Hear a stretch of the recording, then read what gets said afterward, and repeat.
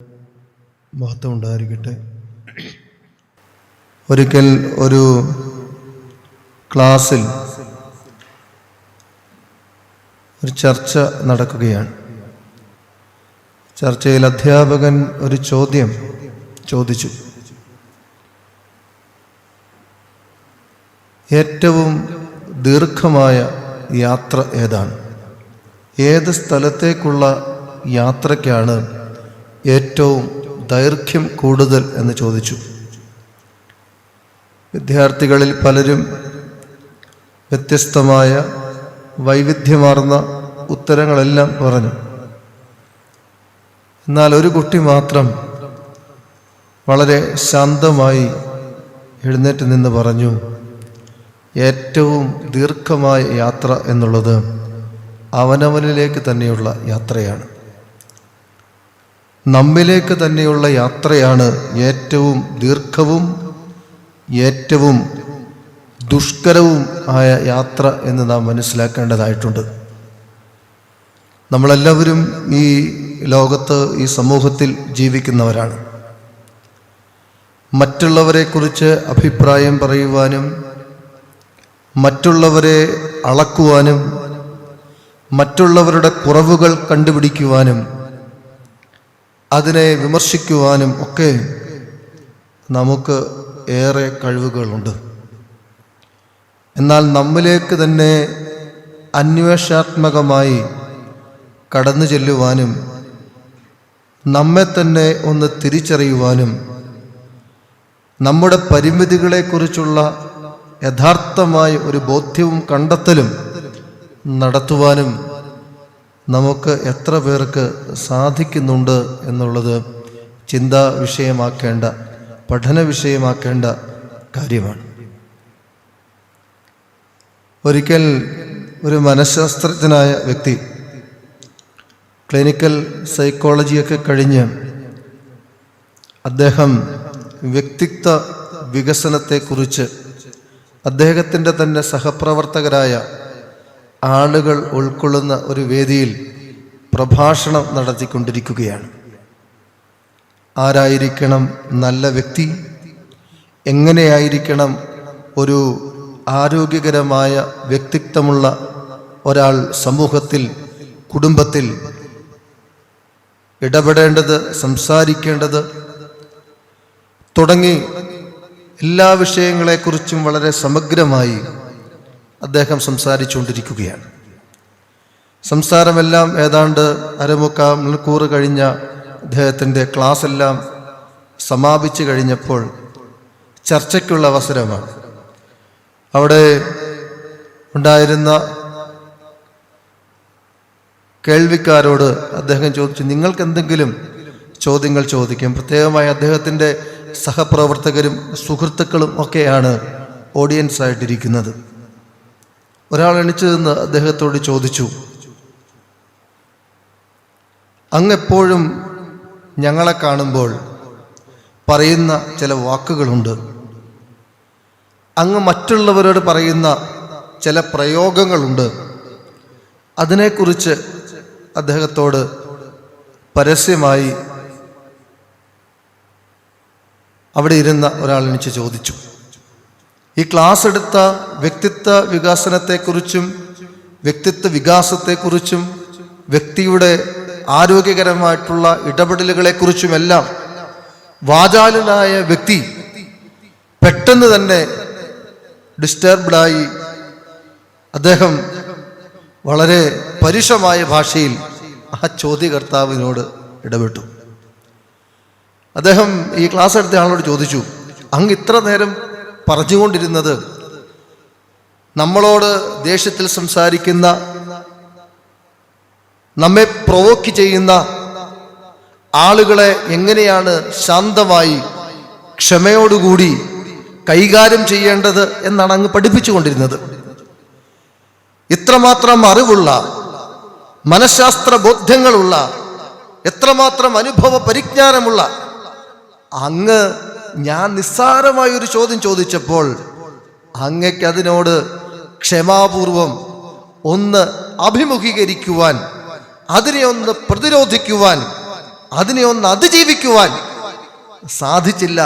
അത് തന്നെയാണ് ഞങ്ങളുടെയും പരിമിതി എന്ന് അങ്ങയെ ഒന്ന് ബോധ്യപ്പെടുത്തുവാൻ വേണ്ടി മാത്രമാണ് ഞാൻ ഈ ചോദ്യം ചോദിച്ചത് എന്ന് പറയുകയുണ്ടായി. പ്രിയപ്പെട്ടവരെ, നമ്മൾ സർവജ്ഞ പീഠം കയറിയവരാണ് എന്നുള്ള ധാരണ ഒരുപക്ഷെ നമ്മെ ഭരിക്കുന്നുണ്ടാകാം.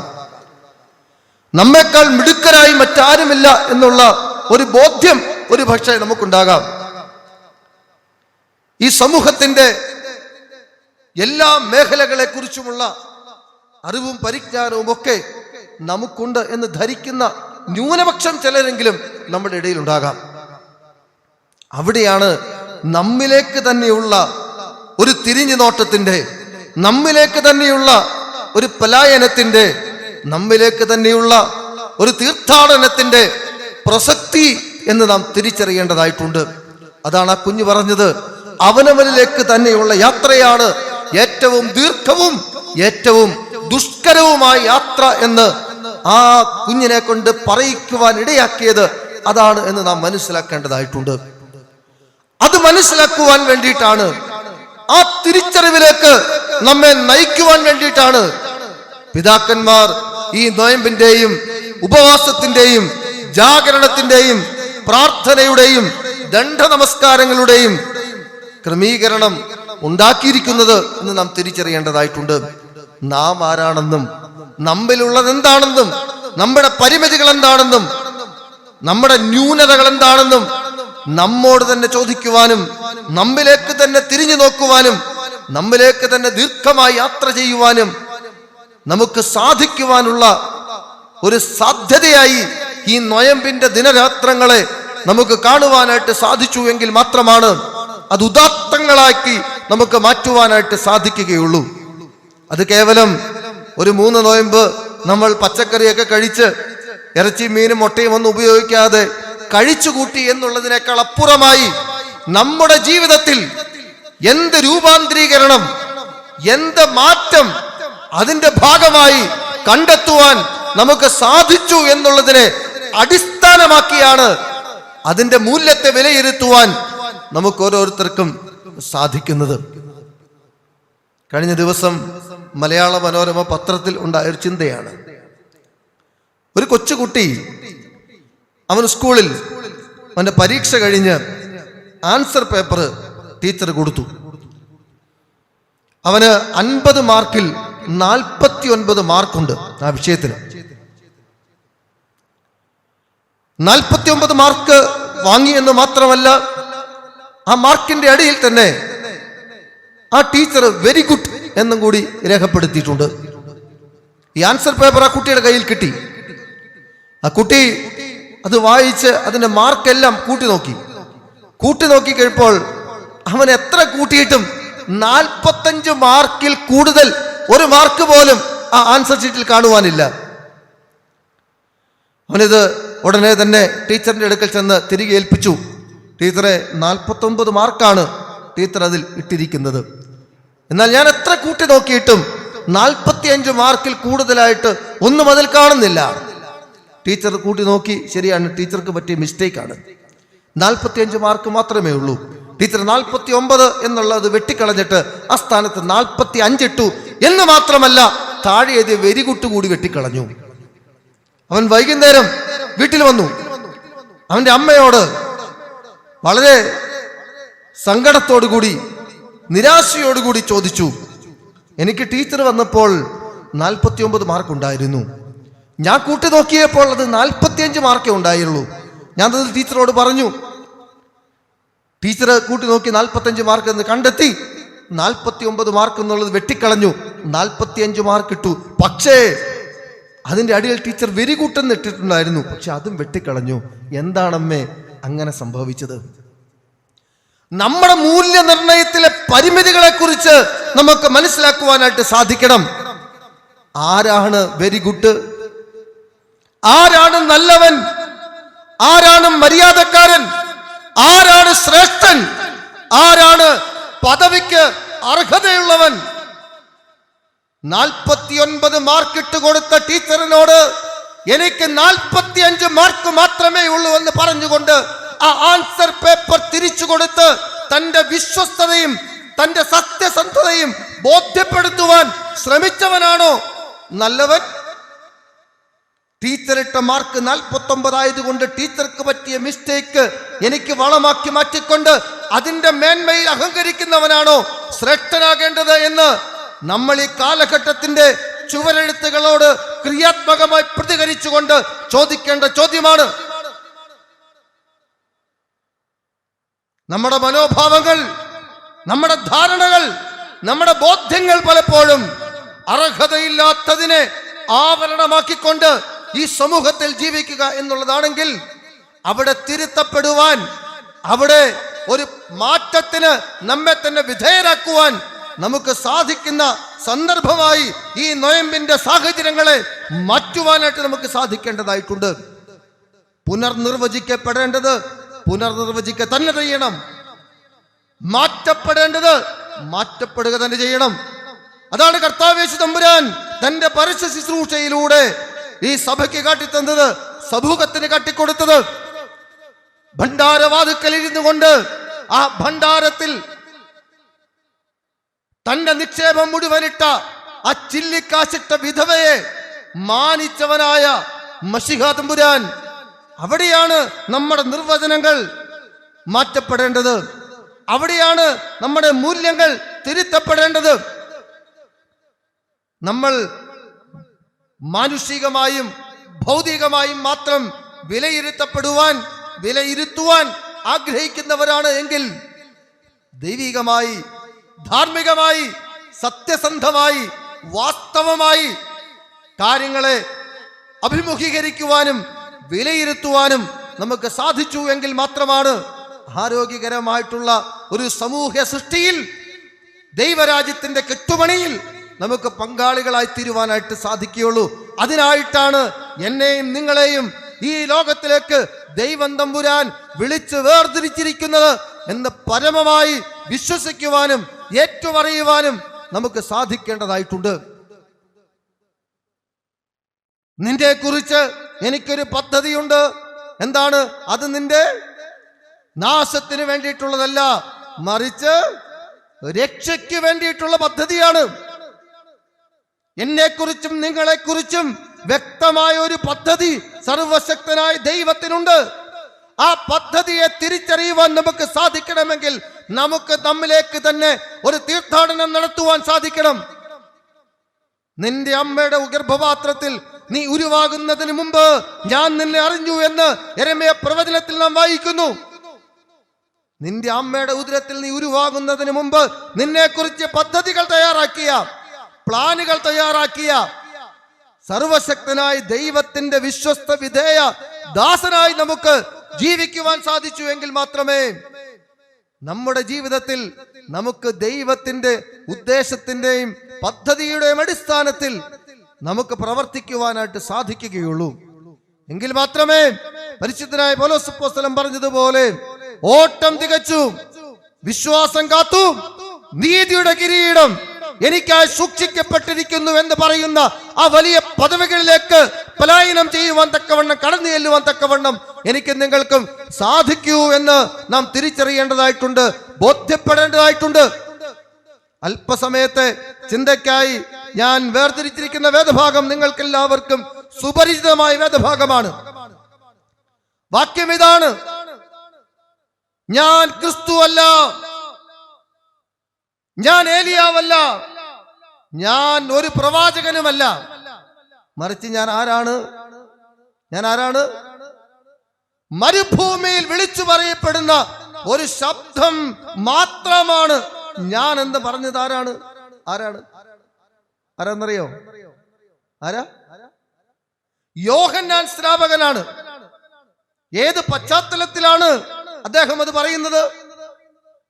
യോഹന്നാന്റെ സുവിശേഷം 1-ാം അധ്യായത്തിലുള്ളതാണ്. ഏത് പശ്ചാത്തലത്തിലാണ്? യോഹന്നാന്റെ കീർത്തി വർദ്ധിച്ചു വരുന്ന സാഹചര്യത്തിൽ യോഹന്നാൻ ആരാണെന്ന് യഹൂദ മത പണ്ഡിതന്മാർക്കും മതപുരോഹിതന്മാർക്കും മനസ്സിലാക്കുവാൻ പറ്റാത്ത പശ്ചാത്തലത്തിൽ അവൻ ആരാണെന്ന് കണ്ടെത്തുവാൻ, ചോദിച്ചറിയുവാൻ തക്കവണ്ണം യഹൂദ മതത്തിന്റെ പ്രധാനികളും പുരോഹിതന്മാരും അവന്റെ അടുക്കൽ ചെന്നിട്ട് യോഹന്നാനോട് ചോദിക്കുകയാണ്, നീ ആരാണ്? നീ ക്രിസ്തുവാണോ? നീ ഏലിയ പ്രവാചകനാണോ? നീ ഏതെങ്കിലും ഒരു പ്രവാചകനാണോ? യോഹന്നാന് ഒരുപക്ഷെ ഞാൻ ആദ്യം സൂചിപ്പിച്ച ആ കുട്ടിയുടെ സ്വഭാവമല്ലായിരുന്നുവെങ്കിൽ യോഹന്നാന് പറയാമായിരുന്നു, ക്രിസ്തുവിനെ അന്ന് ആ നാട്ടിൽ ആരും അറിയുകയില്ല, ക്രിസ്തുവിന് അന്നത്തെ സമൂഹത്തിൽ വലിയ പ്രാധാന്യമൊന്നുമില്ല. ആ പ്രാധാന്യമില്ലാത്ത സാഹചര്യത്തിൽ താനാണ് ക്രിസ്തുവെന്നും താനാണ് മശിഹ എന്നും പറയുവാൻ യോഹന്നാൻ സ്നാപകൻ അന്ന് ശ്രമിച്ചിരുന്നു എങ്കിൽ യോഹന്നാൻ സ്നാപകന്റെ ഒരു തലം തന്നെ മാറിപ്പോകുമായിരുന്നു. ആ സമഗ്രമായിട്ടുള്ള ചുറ്റുപാടുകൾക്ക് തന്നെ വലിയ മാറ്റം സംഭവിക്കുമായിരുന്നു. പക്ഷേ യോഹന്നാൻ സ്നാപകൻ അതിനല്ല ആഗ്രഹിച്ചത്.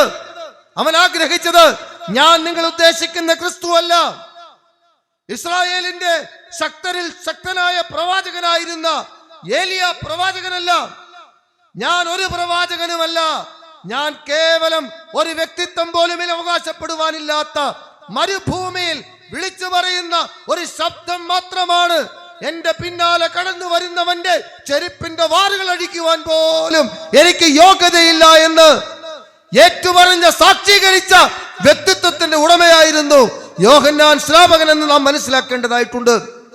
നമ്മുടെ വർത്തമാനകാല ജീവിത സാഹചര്യത്തിൽ പ്രസക്തമായിട്ടുള്ള ഒരു സന്ദേശമാണ് യോഹന്നാന്റെ അധരത്തിലൂടെ, യോഹന്നാന്റെ വചനത്തിലൂടെ, യോഹന്നാന്റെ പ്രഖ്യാപനത്തിലൂടെ നമുക്ക് ബോധ്യമാകുന്നത്.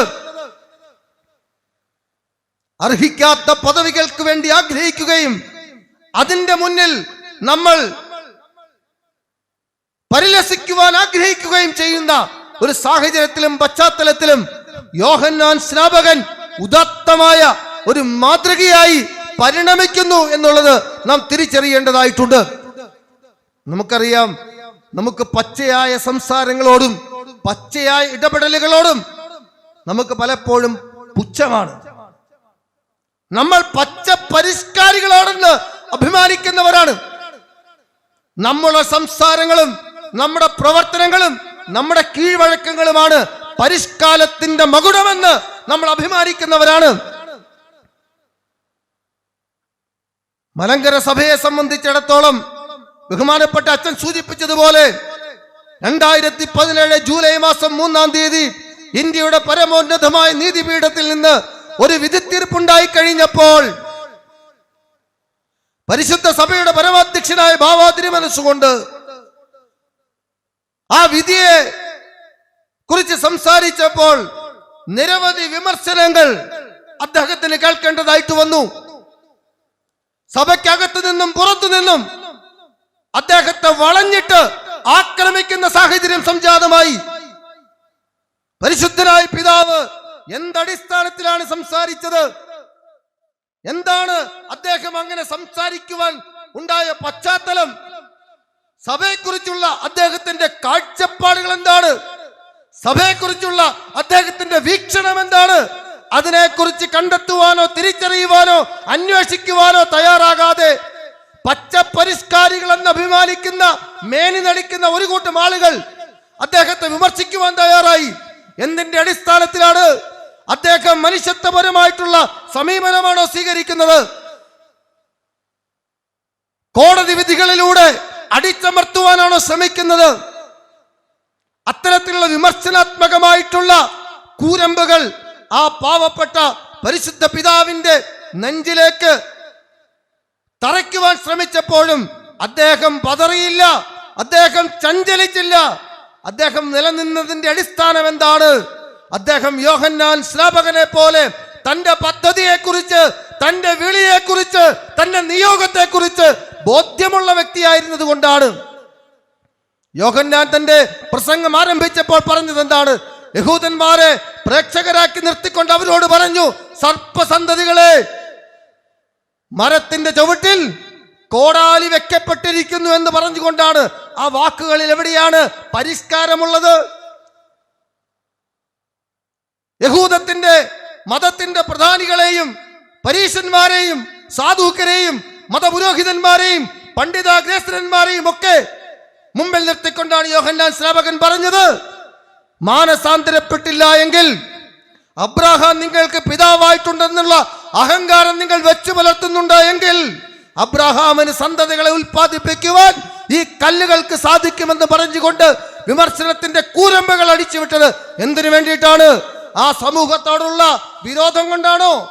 ആ സമൂഹത്തോടുള്ള വിദ്വേഷം കൊണ്ടാണോ? അല്ല, ആ സമൂഹത്തോടുള്ള സ്നേഹം കൊണ്ടും ആ സമൂഹത്തോടുള്ള കരുതൽ കൊണ്ടും ആ സമൂഹം രക്ഷപ്പെടണമെന്നുള്ള ഉത്കടമായിട്ടുള്ള ആഗ്രഹത്തിന്റെ അടിസ്ഥാനത്തിലുമാണെന്ന് മനസ്സിലാക്കുവാൻ നമുക്ക് എന്തുകൊണ്ട് സാധിക്കുന്നില്ല? പ്രിയപ്പെട്ടവരെ,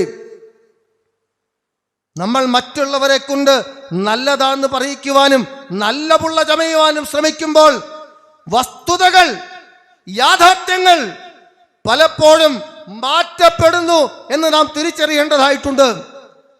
അവിടെയാണ് യോഹന്നാൻ സ്നാപകനെ നമ്മൾ വ്യത്യസ്തനായും വ്യതിരിക്തനായിട്ടും കാണുവാൻ സാധിക്കേണ്ടത്. അദ്ദേഹത്തിന്റെ വിളിയെക്കുറിച്ചും അദ്ദേഹത്തിന്റെ നിയോഗത്തെക്കുറിച്ചും അദ്ദേഹത്തിന് വ്യക്തമായ ബോധ്യമുണ്ടായിരുന്നു. തന്നെക്കുറിച്ചുള്ള ദൈവത്തിന്റെ പദ്ധതി എന്താണ്? ദൈവത്തിന്റെ പുത്രനായ മശിഹായാകുന്ന മഹാസൂര്യന് വഴിയൊരുക്കുവാൻ വേണ്ടിയിട്ടാണ്, പാതയൊരുക്കുവാൻ വേണ്ടിയിട്ടാണ്, വഴി വെട്ടി നിരപ്പാക്കുവാൻ വേണ്ടിയിട്ടാണ്, കുന്നുകൾ ഇടിച്ച് നിരപ്പാക്കി പാത സൃഷ്ടിക്കുവാൻ വേണ്ടിയിട്ടാണ് താൻ അയക്കപ്പെട്ടിരിക്കുന്നതെന്നുള്ള കൃത്യമായിട്ടുള്ള ബോധ്യമുണ്ടായിരുന്നത് കൊണ്ടാണ് യോഹന്നാൻ സ്നാപകൻ പറഞ്ഞത്, ഞാൻ ക്രിസ്തു അല്ല, ഞാൻ ഏലിയ പ്രവാചകനല്ല, ഞാൻ ഒരു പ്രവാചകനുമല്ല, ഞാൻ സാധാരണക്കാരിൽ സാധാരണക്കാരനായ മരുഭൂമിയിൽ വിളിച്ചു പറയുന്ന കേവലം ഒരു ശബ്ദം മാത്രമാണ്. എന്റെ പിന്നാലെ വരുന്നവന്റെ ചെരുപ്പിന്റെ വാറുകൾ അടിക്കുവാൻ പോലും എനിക്ക് യോഗ്യതയില്ല എന്ന് പറഞ്ഞുകൊണ്ട് തന്നെ അവർക്ക് മുമ്പിൽ അനാവരണം ചെയ്യുവാൻ യോഹന്നാൻ സ്നാപകൻ ശ്രമിച്ചതിന്റെ അടിസ്ഥാനം അതാണ്. പ്രിയപ്പെട്ടവരെ, ഈ രാത്രികാലം, ഈ വചനസന്ധിയിൽ നമ്മുടെ ഹൃദയങ്ങൾക്ക് പരിവർത്തനം ഉണ്ടാകേണ്ടതായിട്ടുണ്ട്. നമ്മെക്കുറിച്ചുള്ള യഥാർത്ഥമായ ബോധ്യം, ഇന്നലകളിൽ ഞാൻ ആരായിരുന്നു, ഇന്ന് ഞാൻ ആരാണ്, ഇന്നയോളം എന്നെ നടത്തിയത്, ഇന്നയോളം എന്നെ വളർത്തിയത്, എന്നെ കൈപിടിച്ചുയർത്തിയത് ആരാണ്, അവരെ കുറിച്ച് ഓർക്കുവാൻ നമുക്ക് സാധിക്കുന്നുണ്ടോ? അവരെ ഒന്ന് സ്മരിക്കുവാൻ നമുക്ക് പലപ്പോഴും സാധിക്കുന്നുണ്ടോ? നാം ചിന്തിക്കേണ്ടതായിട്ടുണ്ട്. നമുക്കറിയാം, ഈ അടുത്ത കാലത്തായി കുടുംബ ചരിത്രങ്ങൾ എഴുതുന്നതിൽ നമ്മുടെ ആളുകൾ വളരെ മുന്നേറിയിട്ടുണ്ട്, തൽപരരായി തീർന്നിട്ടുണ്ട്. കുടുംബയോഗങ്ങൾ സംഘടിപ്പിക്കുന്നു, കുടുംബത്തിന്റെ ചരിത്രം എഴുതുന്നു. ആ കുടുംബ ചരിത്രത്തിന്റെ വേരുകൾ സഭയിൽ കാതോലിക്കന്മാരുണ്ടെങ്കിൽ അവരുടെ കുടുംബത്തിൽ, മെത്രാന്മാരുണ്ടെങ്കിൽ അവരുടെ കുടുംബത്തിൽ, അങ്ങ് മാർത്തോമാസ്ലീഹ മാമോദീസ മുക്കിയ കള്ളി കാളിയാങ്കൽ പകലോ മറ്റും ശങ്കരപുരി കുടുംബ തുടങ്ങിയ കുടുംബങ്ങളിൽ എവിടെയെങ്കിലും അതിന്റെ വേരുകൾ കൊണ്ട് എത്തിക്കുവാൻ, അതിൽ ഊറ്റം കൊള്ളുവാൻ, അതിൽ അഭിമാനികളായി തീരുവാൻ, അഹങ്കാരികളായി തീരുവാൻ ശ്രമിക്കുന്ന ധാരാളം ആളുകൾ നമ്മുടെ ചുറ്റുപാടിലുമുണ്ട്.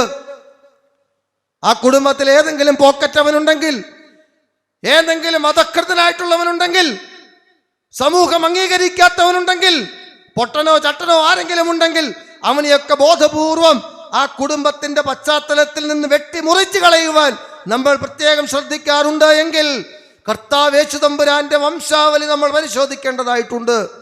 അവിടെ എല്ലാവരെയും ഉൾക്കൊള്ളുന്ന വംശാവലിയാണ്. അവിടെ സ്ത്രീകളുണ്ട്, അവിടെ കുറ്റക്കാരാക്കപ്പെട്ടവരുണ്ട്, അവിടെ അപ്രസക്തരായ ആൾക്കാരുണ്ട്, പാർശ്വവൽക്കരിക്കപ്പെട്ടവരുണ്ട്. എല്ലാവരെയും ഉൾക്കൊള്ളുന്ന ഒരു സമഗ്രമായിട്ടുള്ള ഒരു വംശാവലി ചരിത്രമാണ് കർത്താവിന്റെ വംശാവലിയിൽ നമ്മൾ കാണുന്നത് എന്ന് നാം തിരിച്ചറിയേണ്ടതായിട്ടുണ്ട്. കർത്താവ് തന്റെ ജനനത്തിൽ മാലാഖമാർ പറഞ്ഞത് എന്താണ്? സർവ്വജനത്തിനും ഉണ്ടാകുവാനുള്ള ഒരു മഹാസന്തോഷം ഞാൻ നിങ്ങളെ അറിയിക്കുന്നു, യേശു എന്ന രക്ഷിതാവ് നിങ്ങൾക്കായി ബേത്ലഹേമിൽ ജാതനായിരിക്കുന്നു. ജാതി മത വർണ്ണവർഗ വിഭാഗിക ചിന്താഗതിക്കെല്ലാം അതീതമായി ഒരു സമഗ്രമായി സമൂഹത്തിന്റെ വീണ്ടെടുപ്പും സമുദ്ധാരണവുമാണ് കർത്താവ് യേശു തമ്പുരാൻ ലക്ഷ്യമാക്കിയത് എങ്കിൽ നമ്മൾ സെലക്റ്റീവായി തെരഞ്ഞു പിടിച്ച് നമ്മൾ ആൾക്കാരെ സൃഷ്ടിക്കുവാൻ ശ്രമിക്കുന്നു. അവിടെ നമുക്ക് ഒരു മാറ്റത്തിന്റെ ശംഖുലി ആയിത്തീരുവാനായിട്ട് സാധിക്കേണ്ടതായിട്ടുണ്ട്. ഞാനൊന്ന് ചോദിക്കട്ടെ, ശരാശരി കേരളത്തിലെ ജനങ്ങളുടെ ആയുഷ് ദൈർഘ്യം എത്ര വയസ്സാണ്? എത്ര വയസ്സാ? 70 വയസ്സാണ് കേവലം. 70 വയസ്സാണ് നമ്മൾ ഈ ലോകത്ത് ജീവിക്കുന്നത് കേവലം. പിന്നെ അതിൽ ഏറ്റക്കുറച്ചിലുകളൊക്കെ ഉണ്ടാവാം. 90 സങ്കീർത്തനത്തിൽ പറയുന്നത് എത്രയാണ്? എത്രയാ? 70 ഏറിയാൽ 80 വയസ്സാണ്. ഈ 70 വയസ്സ് എന്ന് പറഞ്ഞാൽ 70 × 365 ഒന്ന് കൂട്ടിയിട്ട് പറയാമോ? ഒരു വർഷത്തിൽ 365 ദിവസമുണ്ട്. 365 × 70 ഏതാണ്ട് 25,000 സംതിങ്, 25,500 ദിവസം കാണുമായിരിക്കും. മാറ്റമുണ്ടെങ്കിൽ പറയണം. അപ്പൊ അത്രയും ദിവസമാണ് ഏകദേശം നമ്മൾ ഈ ലോകത്ത് ജീവിക്കുന്നത്. അതിലൊരു 10,000-8,500 ദിവസം നമുക്ക് ഉറങ്ങാൻ വേണം. പിന്നെ 10,000 ദിവസം നമ്മുടെ പ്രാഥമികമായിട്ടുള്ള വ്യക്തിപരമായ കാര്യങ്ങൾ നിർവഹിക്കാൻ വേണം. പിന്നെ ഈ വ്യാവഹാരിക ലോകത്ത് നമ്മൾ പ്രവർത്തിക്കുന്നത് പോലെ 8,000-8,500 ദിവസമേ ഉള്ളൂ. ഈ ബാക്കി വരുന്ന 8,000-8,500 ദിവസം കൊണ്ടാണ് നമ്മൾ ഈ ലോകത്തിലുള്ള എല്ലാ കാര്യങ്ങളെക്കുറിച്ചും അഭിപ്രായം പറയുന്നതും, എല്ലാവരോടും വഴക്കുണ്ടാക്കുന്നതും, വിദ്വേഷമുണ്ടാക്കുന്നതും, ഇവിടെയുള്ള എല്ലാ പ്രവർത്തനങ്ങൾക്കും ചുക്കാൻ പിടിക്കുന്നതും ഈ ബാക്കിയുള്ള കാലഘട്ടം മാത്രമാണ്. അതുകൊണ്ടാണ് നമ്മൾ പാടാറുണ്ട്, ഹ്രസ്വകാലം മാത്രം ഈ ഭൂവിയിലെ വാസം. നമ്മൾ പാടാറുണ്ട്. നമുക്കാർക്കും ബോധ്യമില്ല. ഹ്രസ്വകാലം മാത്രമാണ് നമ്മൾ ഈ ലോകത്ത് ജീവിക്കുന്നത്. ആ ഹ്രസ്വകാല ജീവിതം കൊണ്ട് ദൈവത്തിന് വ്യക്തമായ പദ്ധതി നമ്മെക്കുറിച്ചുണ്ട്.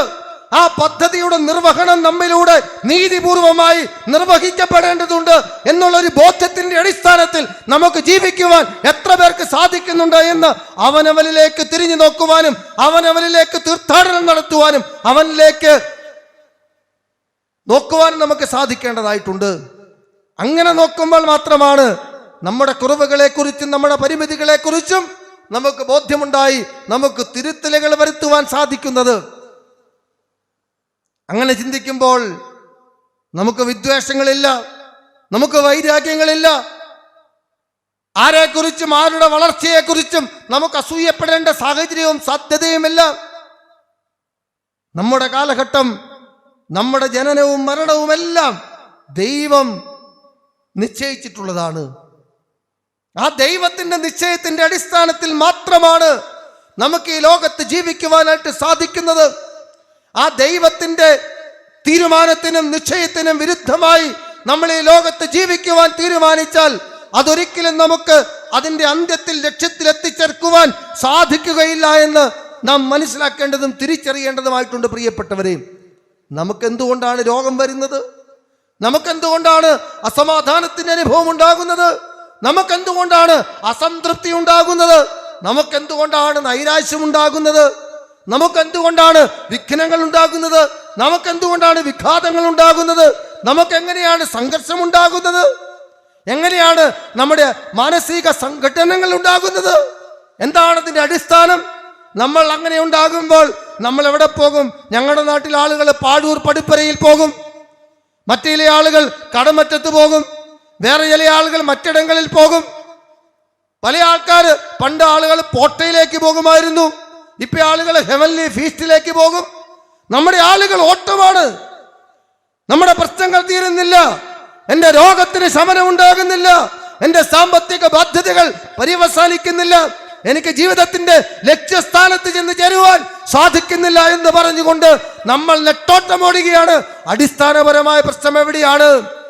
അടിസ്ഥാനപരമായ പ്രശ്നം, പ്രിയപ്പെട്ടവരെ, ദൈവത്തിന്റെ പദ്ധതിക്ക് വിരുദ്ധമായി നമ്മൾ പ്രവർത്തിക്കുന്നതാണ് നമ്മുടെ ജീവിതത്തിലെ സമാധാനത്തിന്റെയും അസംതൃപ്തിയുടെയും സന്തോഷരാഹിത്യത്തിന്റെയും ദുഃഖകരമായിട്ടുള്ള അനുഭവത്തിന്റെയും രോഗാതുരമായിട്ടുള്ള സാഹചര്യങ്ങളുടെയും അടിസ്ഥാന കാരണമെന്ന് മനസ്സിലാക്കുവാൻ നമുക്ക് സാധിക്കുമ്പോൾ മാത്രമാണ്. അത് മനസ്സിലാക്കുവാൻ സാധിക്കണമെങ്കിൽ ഞാൻ മുമ്പ് സൂചിപ്പിച്ചതുപോലെ അവനവനിലേക്കുള്ള ആ തീർത്ഥാടനത്തിന് നമ്മൾ തയ്യാറാകണം.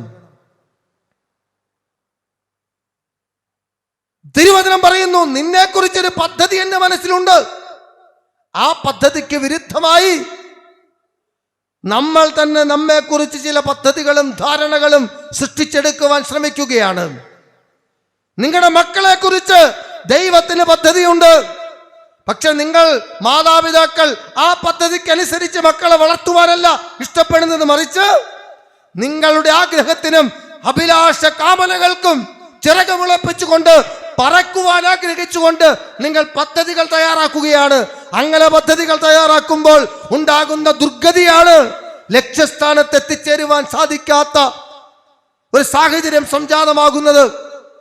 ദൈവം നിശ്ചയിച്ച പാതയിലൂടെ, ദൈവം നിശ്ചയിച്ച പദ്ധതിക്കനുസൃതമായി മക്കളെ വളർത്തുവാൻ നിങ്ങൾക്ക് സാധിച്ചാൽ, നിങ്ങൾ വിചാരിച്ചതിലും നിങ്ങൾ നിശ്ചയിച്ചതിലും നിങ്ങൾ അഭിലഷിച്ചതിലും അപ്പുറമായിട്ടുള്ള ഉയരങ്ങളിലേക്ക് ദൈവം തമ്പുരാൻ അവരെ കൈപിടിച്ചാനയിക്കും എന്നുള്ള കാര്യത്തിൽ യാതൊരു തർക്കവുമില്ല. പ്രിയപ്പെട്ടവരെ, നമ്മുടെ രോഗത്തിന്റെ അടിസ്ഥാനവും നമ്മുടെ അസംതൃപ്തിയുടെ അടിസ്ഥാനവും നമ്മുടെ ആകുലതകളുടെ അടിസ്ഥാനവും നമ്മുടെ ഞെരുക്കങ്ങളുടെ അടിസ്ഥാനവും ഒക്കെ നമ്മിൽ തന്നെയാണെന്ന് പരമമായി മനസ്സിലാക്കുവാനും വിശ്വസിക്കുവാനും ബോധ്യപ്പെടുവാനും നമുക്ക് ഈ രാത്രികാലം സാധിക്കണം. ആ സാധിക്കുവാനാണ് നൊയമ്പ്, ഉപവാസം, ജാഗരണം, പ്രാർത്ഥന, ദണ്ഡ നമസ്കാരം, ആരാധന എല്ലാം ക്രമീകരിക്കപ്പെട്ടിട്ടുള്ളത്. അതിന് നിങ്ങൾക്ക് സാധിക്കുന്നില്ല എങ്കിൽ ഇതെല്ലാം കമഴ്ത്തി വെച്ച കുടത്തിന് പുറത്തൊഴിക്കുന്ന കേവലം ജലം കണ്ണികകാൽ പോലെ മാത്രമാണെന്ന് മനസ്സിലാക്കുവാൻ നമുക്ക് സാധിക്കണം.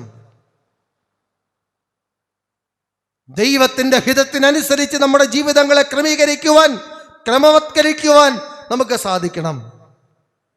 നമ്മെക്കുറിച്ചുള്ള വിളി അതാണ്. അന്ധകാരത്തിൽ നിന്ന് തന്നെ അത്ഭുത പ്രകാശത്തിലേക്ക് വിളിച്ചവന്റെ സൽഗുണങ്ങളെ പ്രകീർത്തിക്കുവാൻ തക്കവണ്ണം എന്താണ്?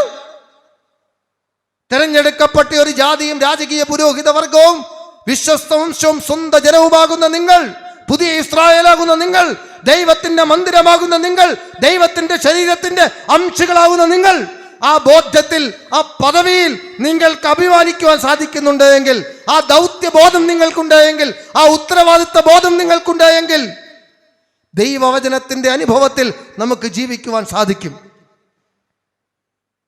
നമ്മൾ ദൈവസന്നിധിയിൽ കടന്നു വരുന്നത് കേവലം നമ്മുടെ നിസ്സാരമായ ചില കാര്യങ്ങൾ നിർവഹിക്കുവാൻ വേണ്ടിയിട്ടാണ്. പരിശുദ്ധനായ പൗലോസ് അപ്പോസ്തലൻ കർത്താവിനോട് പറഞ്ഞു, എൻ്റെ ശരീരത്തിൽ ശൂലമുണ്ട്, അത് മാറണം. കർത്താവ് എന്താ പറഞ്ഞേ? എൻ്റെ കൃപ നിനക്ക് മതി. ശൂലം മാറാൻ പറഞ്ഞോ? ശൂലത്തിന് എന്ത് വ്യാഖ്യാനം വേണമെങ്കിലും കൊടുക്കാം. രോഗമായിരിക്കാം, പീഡയായിരിക്കാം, സഹനമായിരിക്കാം, എന്തുമായിരിക്കട്ടെ, കടബാധ്യതയായിരിക്കാം, എന്തുമാകട്ടെ, ആ ശൂലം മാറിപ്പോകണമെന്ന് യേശു തമ്പുരാൻ കൽപ്പിച്ചില്ല. മറിച്ച് എൻ്റെ കൃപ നിനക്കു മതി. കൃപ നിറഞ്ഞ മറിയമേ, നിനക്ക് സമാധാനം. ആ കൃപ നിറഞ്ഞ മറിയത്തിന്റെ സമാധാനത്തിന്റെ അനുഭവത്തെ കുറിച്ച് നമ്മളൊന്ന് വിശകലനം ചെയ്താൽ, മനസ്സിലാക്കിയാൽ എന്ത് സമാധാനമാണ് ആ പരിശുദ്ധാത്മാവ് കൊണ്ട് നിറഞ്ഞ ദൈവത്തിന്റെ പുത്രൻ ഈ ലോകത്തിലേക്ക് അവതരിക്കുവാൻ പാത്രീഭൂതമായി തീർന്ന ആ സ്ത്രീക്കുണ്ടായതെന്ന് നമ്മളൊന്ന് മനസ്സിലാക്കിയാൽ നമുക്ക് കാണുവാൻ സാധിക്കും. പൗലോസിന്റെ ശരീരത്തിലുള്ള ശൂലം മാറ്റപ്പെട്ട് കഴിഞ്ഞാൽ അവന് സന്തോഷം കിട്ടും, അവന് സമാധാനം കിട്ടും എന്നുള്ളത് പൗലോസിന്റെ കാഴ്ചപ്പാടാണ്. പക്ഷേ കർത്താവേശു തമ്പുരാൻ അങ്ങനെയല്ല ആ പ്രശ്നത്തോട് പ്രതികരിച്ചത്. മറിച്ച് എൻ്റെ കൃപ നിനക്കുണ്ടായെങ്കിൽ ആ ശൂലം നിന്റെ ശരീരത്തിൽ ഇരുന്നാലും പ്രശ്നമില്ല. നിസ്സാരമായി ലളിതമായി അതിനെ വ്യാഖ്യാനിച്ചാൽ, നിങ്ങൾക്കോ എനിക്കോ ക്യാൻസർ രോഗമുണ്ടെന്നിരിക്കട്ടെ, ആ ക്യാൻസർ രോഗമുണ്ടെങ്കിൽ ആ ക്യാൻസർ ആകുന്ന മാരകമായിട്ടുള്ള രോഗം മാറ്റപ്പെടുവാൻ നമ്മൾ പ്രാർത്ഥിക്കുന്നു, സ്വാഭാവികമാണ്. ആ ക്യാൻസർ രോഗം മാറ്റപ്പെടുന്നത് കൊണ്ട് നമ്മൾക്കുണ്ടാവുന്ന ഗുണമെന്താണ്? നമ്മുടെ ആയുർദൈർഘ്യം കൂടണമെന്നുള്ളതാണ്. നമ്മുടെ ആരോഗ്യത്തിന് ക്ഷയം സംഭവിക്കരുത് എന്നുള്ളതാണ്. നമുക്ക് ഇന്നൊലിക്കുന്ന സാഹചര്യത്തിൽ മാറ്റമുണ്ടാകരുത് എന്നുള്ളതാണ്. എന്നാൽ ദൈവം പറയുന്നതല്ല, നിന്റെ രോഗം അവിടെ ഇരുന്നാലും എന്റെ കൃപ നിന്നെ കവചം ചെയ്യുന്നുണ്ട് എങ്കിൽ, എന്റെ കൃപ നിന്നെ കാവൽ ചെയ്യുന്നുണ്ട് എങ്കിൽ, എന്റെ കൃപ നിനക്ക് കാവലാളായും പരിചയായും ഉണ്ട് എങ്കിൽ, നീ ആശങ്കപ്പെടേണ്ടതായിട്ടില്ല, നീ ആകുലപ്പെടേണ്ടതായിട്ടില്ല, നീ ഭയപ്പെടേണ്ടതായിട്ടില്ല, നീ നിരാശപ്പെടേണ്ടതായിട്ടില്ല. കാരണം എന്റെ കൃപ സർവ്വതിനെയും അതിജീവിക്കുവാനും സർവ്വതിനെയും അതിലംഘിക്കുവാനും പര്യാപ്തമാണ് എന്ന് അടിവരയിട്ട സന്നിഗ്ധമായി കർത്താവ് യേശു തമ്പുരാൻ തിരുവചനത്തിലൂടെ അരുളി ചെയ്യുമ്പോൾ അതിനോട് വിശ്വസ്തതയും നീതിയും പുലർത്തുവാൻ ഈ രാത്രികാലം, ഈ വ്രതാനുഷ്ഠാനത്തിന്റെ നാളുകളിൽ നമുക്ക് സാധിക്കേണ്ടതായിട്ടുണ്ട്. യോനാ പ്രവാചകനാണല്ലോ നിനവായ നോമ്പിന്റെ കേന്ദ്ര ബിന്ദു. യോനാ പ്രവാചകൻ എന്താണ് സംഭവിച്ചത്? യോനായോട് യഹോവയായ ദൈവം പറഞ്ഞു, നിനവായിലെ ജനങ്ങളോട് ദൈവത്തിന്റെ കോപത്തെ കുറിച്ച് പ്രസംഗിക്കണം. യോനാ പ്രവാചകനെ കുറിച്ചുള്ള ദൈവത്തിന്റെ പദ്ധതി എന്തായിരുന്നു? യോനാ പ്രവാചകൻ നിനവയിൽ ചെല്ലണം, നിനവയിലെ ജനങ്ങളോട് പ്രസംഗിക്കണം, ദൈവത്തിന്റെ ദൂത് അവരെ അറിയിക്കണം. ദൈവം കോപിച്ചിരിക്കുന്നു, ദൈവം നിങ്ങളെ നശിപ്പിക്കുവാൻ തീരുമാനിച്ചിരിക്കുന്നു. ആ നാശത്തിൽ നിന്ന്, ആ നഷ്ടത്തിൽ നിന്ന്, ആ വേദനയിൽ നിന്ന്, ആ ദുര്യോഗത്തിൽ നിന്ന്, ആ ശിക്ഷയിൽ നിന്ന് നിങ്ങൾ വീണ്ടെടുക്കപ്പെടേണ്ടവരാണ് എന്നുള്ള ബോധ്യം നിനവയിലെ ജനങ്ങൾക്ക് പ്രദാനം ചെയ്യുവാൻ ദൈവം തമ്പുരാൻ തീരുമാനിച്ച് അയച്ച വ്യക്തിയായിരുന്നു യോനാ പ്രവാചകൻ. പക്ഷെ യോനാ പ്രവാചകൻ നമ്മളെ പോലെയുള്ള ആളായി പോയിരുന്നത് കൊണ്ട് യോനാ ചിന്തിച്ചു. എന്താണ് ചിന്തിച്ചത്? യോനാ വിചാരിച്ചു, നിനവയിലെ ജനങ്ങൾക്ക് വിരോധമായി ഞാൻ അവിടെ ചെന്ന് പ്രസംഗിച്ചാൽ അവരുടെ അനിഷ്ടത്തിന് ഞാൻ പാത്രീഭൂതനായി ഭവിക്കും എന്ന് തീരുമാനിച്ചുറച്ചുകൊണ്ട് യോനാ പ്രവാചകൻ അവന്റെ സ്വന്തം തീരുമാനപ്രകാരം എങ്ങോട്ട് പോയി? തർശീസിലേക്ക് കപ്പൽ കയറി. അവന് തർശീസിൽ ചെല്ലാൻ പറ്റിയോ? അവൻ ദൈവം നിശ്ചയിച്ച ഇടമായ, ദൈവം തീരുമാനിച്ച ഇടമായ, ദൈവത്തിന്റെ പദ്ധതിക്ക് അനുസരിച്ചുള്ള ഇടമായ നിനവയിലേക്ക് തന്നെ അവൻ തിരികെ കൊണ്ടുവരപ്പെട്ടു എന്നുള്ളത് തിരുവചനം സാക്ഷീകരിക്കുന്നതല്ലേ? നീ എത്രമാത്രം തർശീസിലേക്ക് പോയാലും, നീ ഡെറാഡൂണിലേക്ക് പോയാലും, നീ ഏത് സുഖവാസ കേന്ദ്രത്തിലേക്ക് പോയാലും, നിന്നെ ദൈവം നിശ്ചയിച്ച ഇടത്തേക്ക് കൊണ്ടുവരുവാൻ ദൈവത്തിന് ശക്തിയുണ്ട് എന്ന് നാം തിരിച്ചറിയേണ്ടതായിട്ടുണ്ട്. ആ ബോധ്യവും വിശ്വാസവുമാണ് പരമമായി ഒരു ക്രൈസ്തവനായി എനിക്കും നിങ്ങൾക്കും ഉണ്ടാകേണ്ടത്. ദൈവത്താൽ അസാധ്യമായത് ഒന്നുമില്ല എന്നുള്ള പരമമായ തിരിച്ചറിവിലേക്ക് ഈ വ്രതാനുഷ്ഠാനത്തിന്റെ നോയമ്പിന്റെ കാലഘട്ടത്തിൽ നമുക്ക് കടന്നു ചെന്നെത്തുവാൻ സാധിക്കണം. 127 സങ്കീർത്തനത്തിൽ നാം വായിക്കുന്നു, എന്താണ്? യഹോവ വീട് പണിയാതിരുന്നാൽ പണിയുന്നവർ വൃഥ അധ്വാനിക്കുന്നു, യഹോവ പട്ടണം കാക്കാതിരുന്നാൽ കാവൽക്കാരൻ വൃഥ ജാഗരിക്കുന്നു. അമേരിക്കയുടെ പ്രസിഡന്റായിരുന്ന ജോൺ എഫ് കെന്നഡി കൊല്ലപ്പെടുന്നതിന് മുമ്പ് അദ്ദേഹം പ്രസംഗിക്കുവാൻ പോയ സ്ഥലത്തെ പ്രസംഗ നോട്ടിൽ ഉദ്ധരിച്ചിരുന്ന വേദഭാഗമാണ്, യഹോവ വീട് പണിയാതിരുന്നാൽ പണിയുന്നവർ വൃഥ അധ്വാനിക്കുന്നു, യഹോവ പട്ടണം കാക്കാതിരുന്നാൽ കാവൽക്കാർ വൃഥ ജാഗരിക്കുന്നു. അദ്ദേഹം മരിച്ച് ഏതാനും വർഷങ്ങൾ കഴിഞ്ഞപ്പോഴാണ് അമേരിക്കയുടെ അഭിമാന സ്തംഭമായിരുന്ന വേൾഡ് ട്രേഡ് സെന്ററിലേക്ക് വിമാനം ഇടിച്ചു കയറ്റി അവിടെ ആയിരക്കണക്കിന് ആളുകൾ മരണത്തിന് വിധേയമായ സംഭവം ഉണ്ടാകുന്നത്. ലോക പോലീസ് എന്ന് അഭിമാനിച്ചിരുന്നവരാണ്.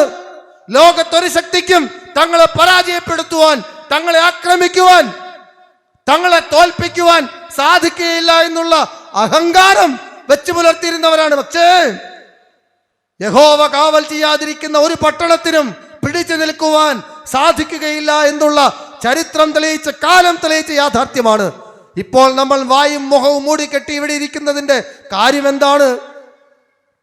മനുഷ്യൻ സമ്പന്നനാണ്, അവൻ അറിവുകളുണ്ട്, അവന് വിഭവങ്ങളുണ്ട്, വിഭവശേഷിയുണ്ട്, വിഭവ സമാഹരണമുണ്ട്, അവന് ശാസ്ത്രജ്ഞന്മാരുണ്ട്, അവന് ശാസ്ത്ര പരിരക്ഷണം നടത്തുവാൻ സ്ഥലങ്ങളുണ്ട്.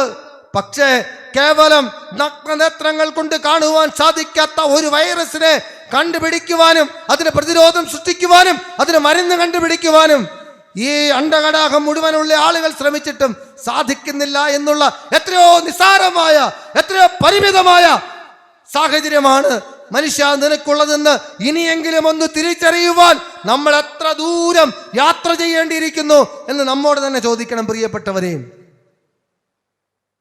അവിടെ വെള്ളപ്പൊക്കമുണ്ടായല്ലോ. വെള്ളപ്പൊക്കമുണ്ടായപ്പോൾ നമുക്കറിയാം, പമ്പ നദീ തീരത്ത് ജീവിച്ചിരുന്ന ആളുകൾ എന്നോട് ഈ കോഴഞ്ചേരിയിൽ ജീവിച്ച ഒരാൾ പറഞ്ഞ കാര്യമാണ്. അദ്ദേഹം വിദേശത്താണ്. കൊട്ടാര സദൃശ്യമായ ഏതാണ്ട് 1.25 കോടി രൂപ വില മതിപ്പുള്ള ഒരു വീട് നിർമ്മിച്ചു. അദ്ദേഹം അവധിക്ക് വന്ന സമയത്താണ് വെള്ളപ്പൊക്കം. പമ്പയാറ്റിൽ വെള്ളം പൊങ്ങുന്നത് ഇങ്ങനെ കണ്ട് ആസ്വദിച്ചിരുന്ന് കുറച്ച് കഴിഞ്ഞപ്പോൾ പറമ്പിലേക്ക് കയറി, പറമ്പിൽ നിന്ന് മുറ്റത്തേട്ട് കയറി. അന്നേരം പയ്യപ്പയെ സന്തോഷിച്ചു. വീടിന്റെ ഒരു നില മുങ്ങി അടുത്ത നിലയിലേക്ക് കയറി. ആ വീട് വിട്ടു പോകുവാൻ മനസ്സില്ലായിരുന്നു. ആദ്യം ഭാര്യയെയും മക്കളെയും ഒക്കെ പറഞ്ഞു വിട്ടു. അദ്ദേഹം അവിടെ തന്നെ ഇരുന്നു. വീണ്ടും വെള്ളം ഉയരുകയാണ്. രക്ഷാപ്രവർത്തകരെ വിളിച്ചു. അവർ വരുന്നില്ല, ആശങ്കയായി. വീണ്ടും വിളിച്ചൊരു കണക്കിന് അവർ വന്ന് രക്ഷിച്ചു കൊണ്ടുപോയി. അദ്ദേഹം എന്നോട് പറഞ്ഞൊരു കാര്യമുണ്ട്. സമ്പന്നനാണ്, ഇഷ്ടം പോലെ രൂപ ബാങ്കിലുണ്ട്, ഡിപ്പോസിറ്റ് ഉണ്ട്, ഫിക്സഡ് ഡിപ്പോസിറ്റ് ഉണ്ട്, SBയിൽ കാശുണ്ട്, എല്ലാ സംവിധാനങ്ങളും ഉണ്ട്. അദ്ദേഹം പറഞ്ഞു, എൻ്റെ നാട്ടിലുള്ള രക്ഷാപ്രവർത്തകർ പൊതിച്ചോറുമായിട്ട് എൻ്റെ അടുത്തേട്ട് വന്ന് ഒരു പൊതിച്ചോറ് മേടിച്ചുണ്ടിട്ട് എനിക്ക് വിശപ്പ് മാറാത്തത് കൊണ്ട് ഞാൻ പുറകോട്ട് തിരിഞ്ഞ് ഇങ്ങനെ കൈ നീട്ടി. കാരണം എന്നെ അറിയാവുന്നവരാണ്. അവൻ്റെ കയ്യിൽ നിന്ന് വീണ്ടും ഒരു പൊതിച്ചോറിന് വേണ്ടി ഇരക്കുന്നത് കണ്ണുന്ന ദുരഭിമാനം കൊണ്ട് ഞാൻ മുഖം മറച്ചിരുന്ന് കൈ നീട്ടിയെന്ന് അദ്ദേഹം പറഞ്ഞത് ഞാൻ ഓർക്കുന്നു. പ്രിയപ്പെട്ടവരെ, ഇവിടെ ക്ഷാമമുണ്ടായപ്പോൾ, ഇവിടെ വെള്ളപ്പൊക്കമുണ്ടായപ്പോൾ നിന്റെ ബാങ്ക് ബാലൻസ് കൊണ്ട് എന്ത് പ്രയോജനമാണ് നിനക്കുണ്ടായത്? നിന്റെ കളപ്പുരകളും അറപ്പുരകളും നിറഞ്ഞിരുന്നത് കൊണ്ട് നിനക്കെന്ത് മേന്മയാണുണ്ടായത്? നിനക്ക് തടയുവാൻ സാധിച്ചോ? നിനക്ക് രക്ഷപ്പെടുവാൻ സാധിച്ചോ? നിനക്ക് പരിഹാരം കണ്ടെത്തുവാൻ സാധിച്ചോ? സ്വർഗത്തിന്റെ കവാടങ്ങൾ, ആകാശത്തിൽ നിന്ന് മഴത്തുള്ളികളെ നിരോധിക്കുവാൻ ഇവിടുത്തെ ഒരു ശാസ്ത്രത്തിനോ സാങ്കേതിക വിദ്യക്കോ സാധിക്കില്ല എന്നുള്ള പരമമായിട്ടുള്ള യാഥാർത്ഥ്യം തിരിച്ചറിയുവാൻ പ്രിയപ്പെട്ടവരെ, നമ്മൾ ഇനി എത്രാം ക്ലാസ് വരെ പഠിക്കണം? ഏത് യൂണിവേഴ്സിറ്റിയിൽ പഠിക്കണം? ഏത് ബിരുദമെടുക്കണം? എത്ര നാൾ യാത്ര ചെയ്യണം? എത്ര നാൾ ജീവിക്കണം? അതാണ് ഞാൻ പറഞ്ഞത്. നമ്മിലേക്കുള്ള യാത്രയുടെ ദൂരം അത് അളക്കുവാൻ സാധിക്കുന്നതല്ല. നീ എത്രയോ നിസ്സാരനാണ്. സ്ത്രീകളുടെ ശവസംസ്കാര ശുശ്രൂഷയിൽ പാടുന്നുണ്ട്. എന്താണ്? വാടിയിടും പൂവിന് തുല്യം ഈ സൗന്ദര്യം, പാഴായി പോയിടും തൂമഞ്ഞിനു തുല്യം ഈ സൗന്ദര്യം എന്ന് പറഞ്ഞ് ശവസംസ്കാര ശുശ്രൂഷയിൽ പാടുന്നുണ്ട്. നിന്റെ സൗന്ദര്യം, നിന്റെ ആരോഗ്യം, നിന്റെ സമ്പത്ത് അത് നൈമിഷികമാണ്. നിമിഷാർത്ഥം കൊണ്ട് വെള്ളത്തിലെ കുമള കണക്ക്, പ്രഭാതത്തിൽ പുൽനാമ്പിൽ കാണുന്ന മഞ്ഞ് കണിക കണക്ക് തീർന്നു പോകുന്നതാണ്. കുമാരനാശൻ പാടിയിട്ടില്ലേ വീണഭൂവെന്ന് പറയുന്ന ഖണ്ഡകാവ്യത്തിൽ? ശ്രീഭൂവിൽ അസ്ഥിര, നിന്റെ ശ്രേഷ്ഠത അത് ഈ ഭൂവിൽ സ്ഥിരമായി നിൽക്കുന്നതല്ല.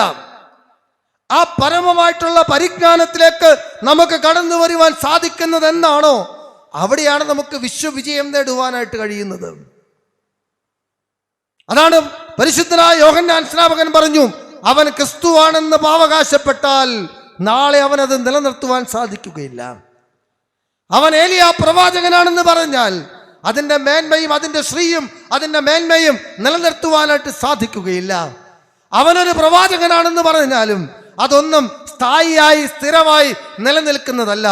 ഞാൻ ആരാണെന്നും ഞാൻ എന്താണെന്നും നമുക്ക് തന്നെ ബോധ്യപ്പെടുകയും അതിനെ മറ്റുള്ളവർക്ക് ബോധ്യപ്പെടുത്തുവാനുള്ള സത്യസന്ധമായിട്ടുള്ള ജീവിത ശൈലികൾ അവലംബമാക്കുകയും ചെയ്യുക എന്നുള്ളതാണ് യഥാർത്ഥമായി കരണീയമായിട്ടുള്ളത്.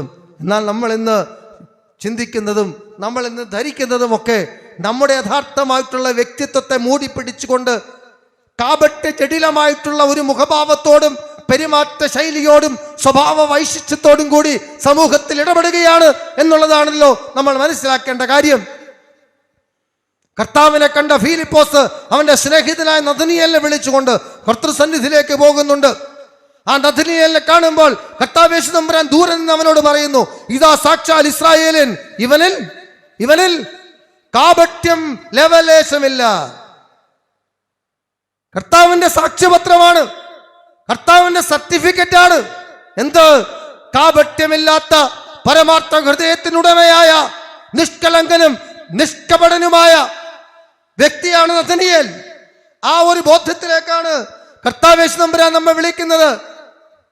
ആ ബോധ്യത്തിലേക്കാണ് കർത്താവ് നമ്മെ ആനയിക്കുവാനായിട്ട് ശ്രമിക്കുന്നത്. പ്രിയപ്പെട്ടവരെ, ആ ബോധ്യത്തിലേക്ക് കടന്നു വരുവാനായിട്ട് നമുക്ക് സാധിച്ചുവെങ്കിൽ മാത്രമേ നിഷ്കാപട്യത്തിനുടമയായി പരമാർത്ഥ ഹൃദയത്തിന്റെ ഉടമയായി കർത്താവ് തന്റെ പരിശുദ്ധ ശിഷ്യന്മാരെ പ്രേക്ഷിത പ്രവർത്തനത്തിന് വേണ്ടി പറഞ്ഞയക്കുമ്പോൾ അവരോട് പറയുന്ന ഒരു കാര്യമുണ്ട്. എന്താണ് പറയുന്നത്? നിങ്ങൾ പാമ്പിനെ പോലെ ബുദ്ധിയുള്ളവരും പ്രാവിനെ പോലെ കളങ്കമില്ലാത്തവരും. കോൺട്രഡിക്ടറിയാണ്, വൈരുദ്ധ്യാത്മകമാണ്. പാമ്പും പ്രാവും ഒരിക്കലും യോജിക്കുന്ന കാര്യങ്ങളല്ല. പക്ഷേ കർത്താവ് പറയുന്നു, നിങ്ങൾ പാമ്പിനെ പോലെ ബുദ്ധിയുള്ളവരും പ്രാവിനെ പോലെ കളങ്കമില്ലാത്തവരുമായിരിക്കണം. ബുദ്ധി എന്നുള്ളത് നമ്മുടെ നേട്ടത്തിന് വേണ്ടി വിനിയോഗിക്കുവാൻ ദൈവം തന്നതല്ല, മറിച്ച് ദൈവത്തിന്റെ പദ്ധതിയെ ഈ ലോകത്ത് പൂർത്തീകരിക്കുവാൻ വേണ്ടി തന്ന വൈശിഷ്ടമായിട്ടുള്ള ദൈവവചനത്തിന്റെ കർമാനുഷ്ഠാനങ്ങൾ നിർവഹിക്കുവാൻ വേണ്ടിയിട്ടുള്ളതാണ്.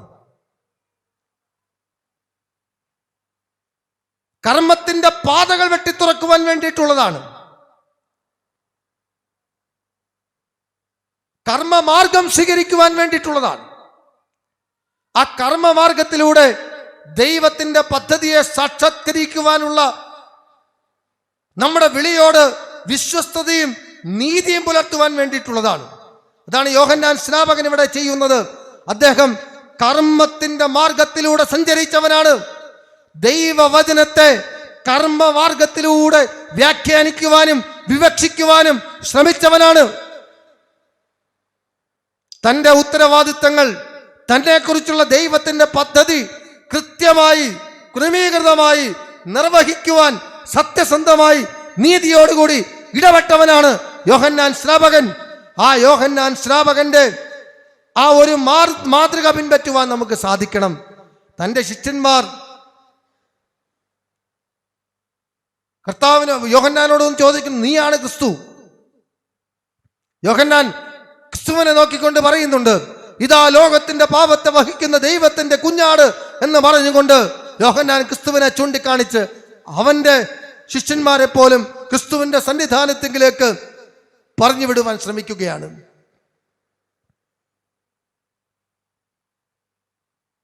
നമ്മളെല്ലാവരും നമുക്കുള്ളതിനെ ശേഖരിച്ച് വെക്കുവാൻ ഇഷ്ടപ്പെടുന്നവരാണ്. നമുക്കുള്ളത് വിതരണം ചെയ്യുവാനോ നമുക്കുള്ളത് വിട്ടുകൊടുക്കുവാനോ നമുക്കാർക്കും സാധിക്കാത്ത, മനസ്സില്ലാത്ത, മുരടിച്ച, സങ്കുചിതമായ, സങ്കീർണമായ മനസ്സിന്റെ ഉടമകളായി ഞാനും നിങ്ങളും മാറ്റപ്പെടുന്നു. എന്നെയും ശിബുവത്തിനെയും പോലെയൊക്കെ ഉള്ളവർ വലിയ ശരീരത്തിന്റെയും ചെറിയ മനസ്സിന്റെയും ഉടമകളായി മാറ്റപ്പെടുന്നു എന്നുള്ളതാണ്. വിശാലമായ മനസ്സിന്റെ ഉടമകളായി തീരുവാൻ നമുക്ക് സാധിക്കണം. വിശാലമായ കാഴ്ചപ്പാടുകളോട് ഇടപെടുവാൻ നമുക്ക് സാധിക്കണം. വിശാലമായിട്ടുള്ള ബോധ്യങ്ങളിലേക്കും ദർശനങ്ങളിലേക്കും നമുക്ക് കടന്നു വരുവാനായിട്ട് സാധിക്കണം. ഞങ്ങളെ പറഞ്ഞത് നിങ്ങളെ പറയണ്ടെന്ന് ഓർത്തിട്ടാണ്. ആ വിശാലതയിലേക്ക് ദൈവം നമ്മെ വിളിച്ചിരിക്കുന്നു. കർത്താവ് യേശു തമ്പുരാൻ പറയുന്നു, ഞാൻ ലോകത്തിന്റെ വെളിച്ചമാകുന്നു. പിന്നെ കർത്താവ് പറഞ്ഞു, നിങ്ങൾ ലോകത്തിന്റെ വെളിച്ചമാകുന്നു. നിങ്ങളാലാണ് ഈ ലോകം പ്രകാശിക്കപ്പെടേണ്ടത്. അന്ധകാരത്തെ കീറിമുറിക്കുന്ന പ്രകാശത്തിന്റെ തീവ്രതയുള്ള രശ്മികളായി പ്രോജ്വലിക്കുവാൻ, തേജോമയന്മാരായി തീരുവാൻ നിങ്ങൾക്ക് ബാധ്യതയുണ്ട്. ആ മശിഹായാകുന്ന മഹാസൂര്യനിൽ നിന്ന് പ്രകാശകിരണങ്ങളെ സ്വാംശീകരിച്ചുകൊണ്ട് സ്വയം പ്രകാശിക്കുവാനും മറ്റുള്ളവർക്ക് പ്രകാശത്തെ പകർന്നു കൊടുക്കുവാനും സാധിക്കുന്ന ഒരു സാഹചര്യത്തിലാണ് നമ്മുടെ ഉത്തരവാദിത്തങ്ങൾ, നമ്മുടെ വിളിയോടുള്ള പ്രതിബദ്ധതയും നീതിയും നമുക്ക് പുലർത്തുവാനായിട്ട് സാധിക്കുന്നത്. നമുക്കറിയാം, ഇന്നത്തെ സാഹചര്യത്തിൽ ആർക്കൊക്കെയാണ് സമൂഹത്തിൽ ഉയരുവാനായിട്ട് സാധിക്കുന്നത്? ആർക്കൊക്കെയാണ് സമൂഹത്തിൽ വളരുവാനായിട്ട് സാധിക്കുന്നത്? ഉന്നതന്മാരായ ആളുകളുടെ മുമ്പിൽ പാദസേവ ചെയ്യുന്നവർക്കും തിരുമുമ്പിൽ സേവ ചെയ്യുന്നവർക്കും ഒക്കെ ഇന്ന് വളരുവാനും ഉയരുവാനും സാധിക്കുന്ന സാഹചര്യമാണ് എങ്കിൽ കർത്താവേശു തമ്പുരാൻ അഭിലഷിക്കുന്നതും അവൻ ആഗ്രഹിക്കുന്നതും ഈ ലോകത്തിൽ പച്ചയായ ജീവിത യാഥാർത്ഥ്യങ്ങൾക്ക് മുമ്പിൽ നഗ്നപാതരായി നടക്കുവാൻ സാധിക്കുന്നവർക്കാണ് ഈ ലോകത്ത് യഥാർത്ഥമായിട്ടുള്ള മഹോദ്ധീകരണത്തിന് അർഹതയുള്ളത് എന്ന് സ്വർഗം കൃത്യമായി നമ്മോട് അരുളി ചെയ്യുകയാണ്. പ്രിയപ്പെട്ടവരെ, യോഹന്നാനെ പോലെ ഈ ലോകത്ത് ഉദാത്തമായ മാതൃകകളായി നമുക്ക് ജീവിക്കുവാൻ സാധിക്കണം. മാതൃകകൾ നഷ്ടപ്പെട്ട ഒരു ലോകക്രമത്തിൽ ഞാനും നിങ്ങളും ഇന്ന് ജീവിക്കുകയാണ്. ആരെയാണ് മാതൃകയാക്കുവാൻ സാധിക്കുന്നത്? അത് ആർക്കാണ് മാതൃകയായി തീരുവാനായിട്ട് സാധിക്കുന്നത്? എന്താണ് മാതൃകാ തുല്യമായി ചൂണ്ടിക്കാണിക്കുവാൻ സാധിക്കുന്നത്? ഈ വലിയ സംഘർഷം നമ്മുടെ സമൂഹത്തെ ആകെ ഗ്രസിച്ചിരിക്കുന്ന ഒരു ചുറ്റുപാടാണ്. അവിടെ നമുക്ക് യോഹന്നാനെ മാതൃകയാക്കിക്കൊണ്ട് യഥാർത്ഥമായ വ്യക്തിത്വത്തിന്റെ ഉടമകളായി തീരുവാൻ, ഈ ലോകത്തിൽ ക്രിസ്തുവിന്റെ സാക്ഷികളായി തീരുവാൻ, ഈ ലോകത്ത് ക്രിസ്തുവിന്റെ വിളിക്ക് അനുയോജ്യമായി പ്രതികരിക്കുന്നവരായി തീരുവാൻ, പരമാർത്ഥ ഹൃദയത്തിന്റെ ഉടമകളായി തീരുവാൻ, ആരോഗ്യകരമായിട്ടുള്ള ഒരു ദൈവരാജ്യത്തിന്റെ കെട്ടുപണിക്കാരായി തീരുവാൻ, ദൈവത്തിന്റെ പദ്ധതിക്കനുസരിച്ച് ഈ ലോകത്ത് ജീവിക്കുന്നവരായി തീരുവാൻ, യഥാർത്ഥമായ രൂപാന്തരീകരണത്തിന്റെ അനുഭവത്തിന് വിധേയരാക്കി തീരുവാൻ തക്കവണ്ണം ഈ രാത്രികാലം, ഈ നൊയമ്പന്റെ നാളുകളിൽ എന്നെ നിങ്ങളെയും സർവശക്തനായ ദൈവം തമ്പുരാൻ അനുഗ്രഹിക്കട്ടെ എന്ന് മാത്രം പ്രാർത്ഥിച്ചുകൊണ്ടും അതിനുള്ള ശക്തിയും കരുത്തും കൃപയും ദൈവം തമ്പുരാൻ നൽകട്ടെ എന്ന് പ്രാർത്ഥിച്ചുകൊണ്ടും എൻ്റെ വാക്കുകൾ ഉപസംഹരിക്കുന്നു. ഈ രാത്രികാലം നിങ്ങളുമായി അല്പസമയം ഈ ചിതറിയ ചിന്തകൾ പങ്കുവയ്ക്കുവാൻ സർവശക്തനായ ദൈവം നൽകിയ വലിയ അനുഗ്രഹങ്ങൾക്കായി, കൃപകൾക്കായി ദൈവത്തെ സ്തുതിക്കുന്നു, മഹത്വപ്പെടുത്തുന്നു. എല്ലാവർക്കും ഒരിക്കൽ കൂടി നന്ദി അർപ്പിച്ചുകൊണ്ട്, ദൈവത്തിന് സ്തോത്രം അർപ്പിച്ചുകൊണ്ട് എൻ്റെ വാക്കുകൾ ഉപസംഹരിക്കുന്നു. ദൈവം നമ്മെ എല്ലാവരെയും വാഴ്ത്തി അനുഗ്രഹിക്കട്ടെ.